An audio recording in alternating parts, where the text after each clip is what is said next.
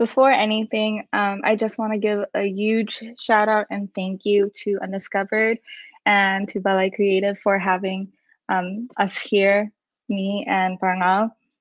And we're just so excited to be able to share more about Kalinga culture, especially in terms of traditional Kalinga dance. So, a little about me. My name is Kimberly Questo, and I am one of the dance masters in Parangal Dance Company. I was born in the Philippines and raised in San Francisco, also recognized as Yalamu on Ohlone territory. I specialize in 35mm photography, so analog photography, videography, but primarily I focus on Philippine dance and culture. My lineage spans from Tagalog, Ilocano, Gadang, and Kalinga, and I have been part of the Filipino folk dance community since 2005. Been dancing for a while. So currently, of course, I'm performing with Parangal, and in 2016, I was able to get a grant with the Alliance of California for Traditional Arts to apprentice under Kalinga master artist Jenny Bauer Young, who is actually based here in Castro Valley. And in 2018, I went to go meet Papa Saki, who is a father of Manang Jenny, Cirilo Bauer. And I went to learn more about Kalinga culture directly through him in Mabilong, Lubagan, Kalinga, and to also understand more of the customs and hear more of the chants, and to also connect with the land. So, for those who don't know what Parangal Dance Company is, first, Parangal means tribute. And so as a folk dance company based in San Francisco, we give tribute to Philippine heritage by preserving, promoting, and educating others about the different ethnic attires, music, dance, and we do this through research, workshops, and performances. And we aim to serve as a bridge to inspire others and to connect others like you all to to our Filipino heritage. And we also do that by promoting dances and music and Philippine culture to diverse audiences nationally and internationally. So this is an intro to Kalinga traditional dance. But first, we have to talk about Kalinga. Also, just as a side note, if any of you have any questions, please just feel free to drop it in the chat box and we'll try to get to it at the end. And if not, you can always email me later at kim@parangal.org. So let's talk about Kalinga. So Kalinga is located in northern Luzon, and it is part of the Cordillera Administrative Region. Kalinga also specifically has 7 municipalities. So we have Lubuagan, we have Balbalan, we have Tinglayan, we have Tanudan, Basil, Pinukpok, and lastly, its capital, Tabuk. Similar to how, all other indigenous communities in the Philippines have their differences, that's the same also when it comes to the different municipalities. So you have a difference in weaving, you have a difference in music, you have a difference in language, you even have a difference in the way we dance. So let's talk about Kalinga dance, folkloric versus traditional. So a lot of people know about Kalinga dance because many dances were popularized by Bayanihan Dance Company or Mona Busan, so on, like Barangay Philippines. And we've come to associate many of these dances with Kalinga. So, for example, Ragagsakan is one, and also Banga. However, one thing to remember, or that's important to note, is even though these choreographies reflect aspects of Kalinga culture, they are inspired interpretations. They are not traditional. So Ragagsakan is actually an Ilocano word, and I believe it uses a bontok melody However, when presented, it's usually done with elements of like Kalinga culture using the Kalinga attire and the blanket. And banga is also something similar where, we're in the dance, you balance pots. It's part of the daily life. And so that's how that dance was created. There's one more, that's seg, which was created by Papa Sapi to imitate the manalisig, which is a baybaylan for Kalinga culture. And in seg, the dance imitates or a cleansing ritual that the manalisig would do.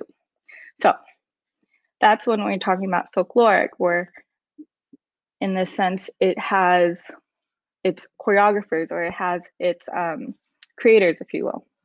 So with traditional Kalinga dance, it has no choreographer. It's part of their expression as Kalinga people. It belongs to the community. So what is Kalinga dance, or what are the traditional Kalinga dances? So the traditional Kalinga dances that belongs to the Kalinga people is salip and tachok and sagli. So salip orchard dance, where the men will mimic the scratchings of the rooster, and the women will mimic the scratchings of the hen. Then there's tachok and sagli. Tachok and sagli are together in the sense that when you do tachok, it's mainly men. So tachok comes from the word tayachok, which means to lift one's body with heavy stampeding steps and with the hand. We'll learn this physically later, and it goes to the beating of the gongs or the gangsa. And tachok again is primarily danced by men and occasionally accompanied by the gangsa. Where sagli is the woman's counterpart to men's tachok. So sagli means to lift one's body with hands and arms spread to imitate an eagle hovering over the mountains. And this movement is accompanied by a natural bounce that comes from the footwork that you're doing, or also the way you carry yourself. And this dance, again, woman's counterpart, it is danced together, it is danced separate. And this dance is performed to celebrate like the community, celebrate any like victories. And so yes, in the past, this is a dance performed after a successful kaya, which is headhunt. So after a successful headhunt. And the difference also that I think is very important to note is that when these dances are shown on stage, it now becomes also a inspired interpretation of the dance. When we put this on stage, when we take it out of the context of community, it is no longer traditional. But when you put it in community, that is still theirs. So it's always important to note like what is inspired or what is created, what is choreographed versus what is a traditional dance, because you can't take that away from the community.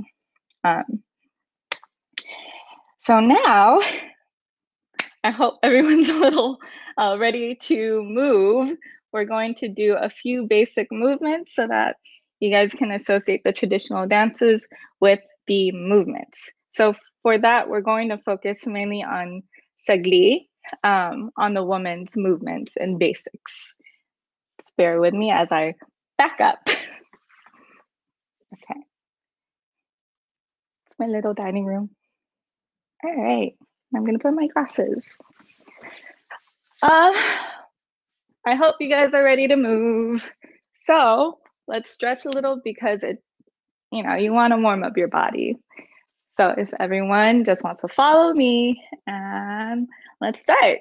All right. So we're going to spread our arms out. Let's just do a little stretch let's do left hand to the right. I haven't stretched this morning, so this will help. Let's do the other side, left. Pull to the front, pull up, and side. Give it some arm circles. This will be important. You will see why. Let's go front. and to the back. And one more raise up. For this, I like to kind of bend back just because you get that extra stretch in your back. All right. And now let's do a little stretching for our legs. Just mini stretches. I like to kind of walk in place, but not fully lift up your foot. Let's bring the right leg up. We're going to twirl the right ankle. We'll do opposite on the left.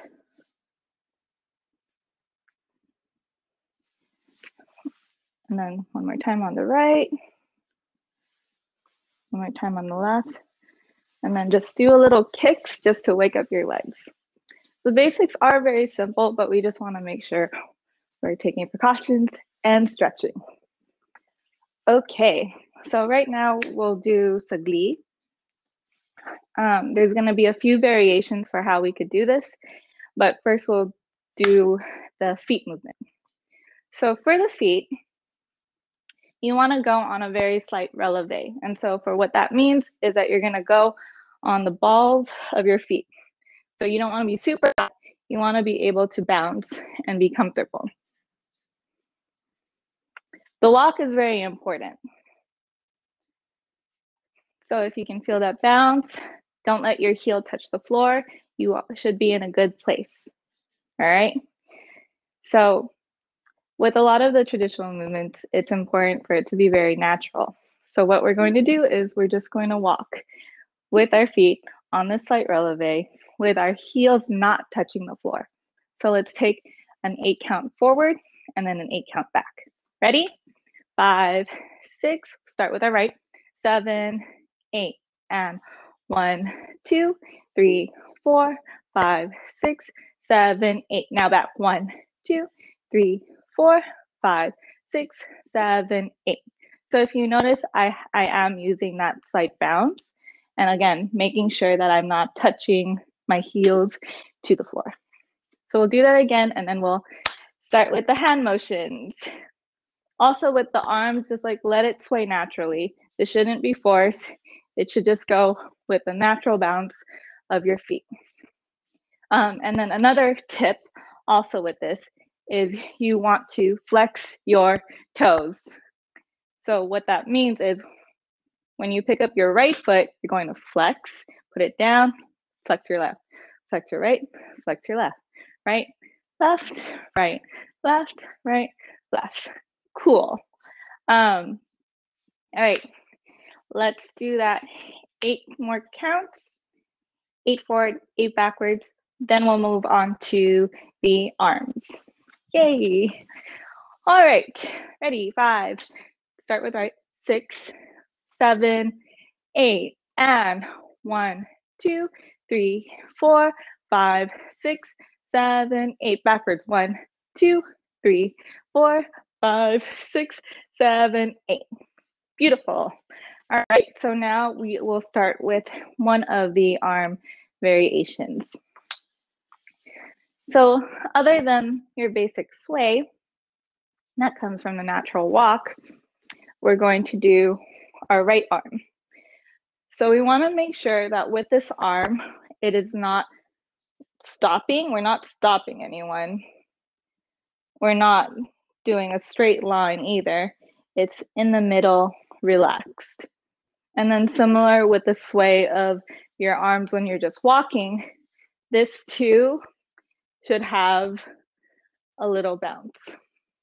And what to do with the other hand, let it sway. So let's do that for 8 counts going forward. Actually, 8 counts, let's make your own circle. Yeah?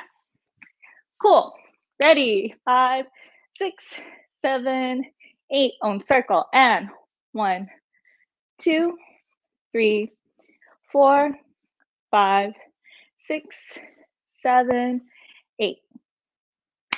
All right, so now let's do 8 counts front, walking, just walking with arms swaying, going forward, 8 counts walking back, and then 8 counts doing a circle. Cool. Ready? And just follow me. Ready? 5, 6, 7, 8. And 1, 2, 3, 4, 5, 6, 7, 8. Backwards. 1, 2, 3, 5, 6, 7, 8. Circle. 1, 2, 3, 4, 5, 6, 7, 8. Yay. Okay. So now we're going to move into the next arm variation, which is basically what the sagli description is. So we're going to bring our arms forward, raise it out. And now the trick with this is that you don't want it to be parallel with you. You want to bring it back. So you should feel the stretch up in your shoulders. Yeah, and you should feel something. So we're back here, right? Good. All right. Now, another thing is we want to be aware of our hand position. So what that means is instead of like being straight here, when our arms are out, you want to make sure that it's curved diagonally. We're emphasizing the eagle. So, and again, just like here and with our natural sway, your arms are going to bounce as well.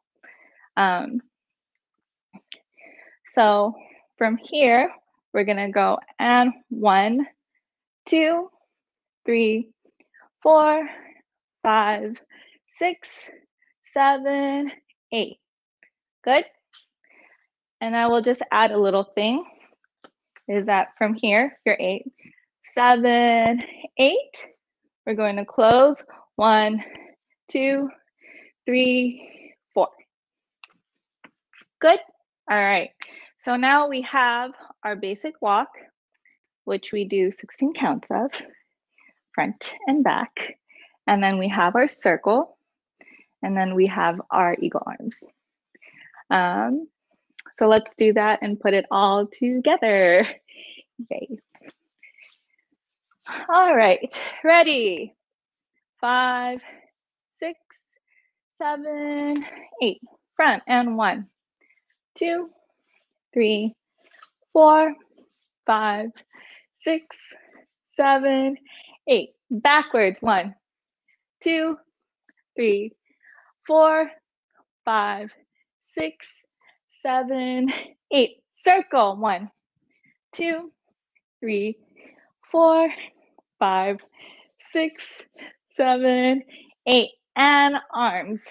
2, 3, 4, 5, 6, 7, 8. Good job. Oh, wait, sorry. We're not done. We're going to close our hands now, right?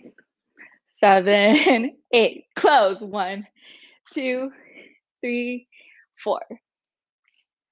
All right. So that's going to be the end of that first segment for that. And now we're going to move on to a different movement that you can connect with all of those variations. So let's start that.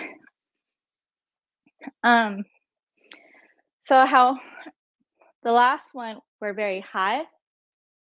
This one, we're going to fly a little bit low. So we're going to start with our feet work.